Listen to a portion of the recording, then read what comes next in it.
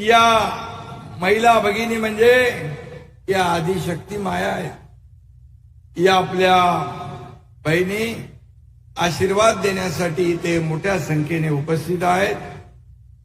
आम्ही आमचं भाग्य समजतो की आमच्या बहिणींसाठी काहीतरी आम्हाला करता आलं, हे आमचं भाग्य समजतो. आणि खऱ्या अर्थाने आज जो काय आशीर्वाद द्यायला आपण या विराट सभेतून या ठिकाणी आला, त्याबद्दल आपल्या सगळ्यांना मी नमस्कार करतो. आपल्याला सगळ्यांना धन्यवाद देतो, आपलं अभिनंदन करतो.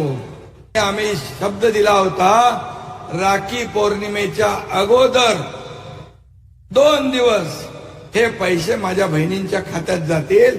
त्या 2 दिवसाच्या अगोदर पासूनच माझ्या बहिणींच्या खात्यात पैसे जाऊ लागले.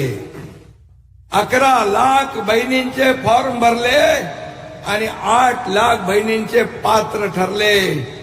मी जिल्हाधिकारी आणि सर्व अधिकाऱ्यांचं मनापासून अभिनंदन करतो.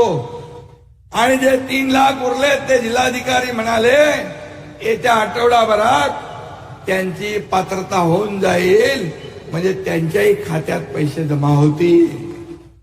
ज्या बहिणींच्या खात्यात पैसे आले नाहीत, 31 ऑगस्ट पर्यंत फॉर्म भरले नाहीत, पात्र नाही झालं, सप्टेंबर मध्ये तुमचे फॉर्म भरले तरी सुद्धा जुलै, ऑगस्ट, सप्टेंबरचे 3 महिन्याचे पैसे तुमच्या खात्यात जमा होणार म्हणजे होणार. हे सरकार संवेदनशील आहे.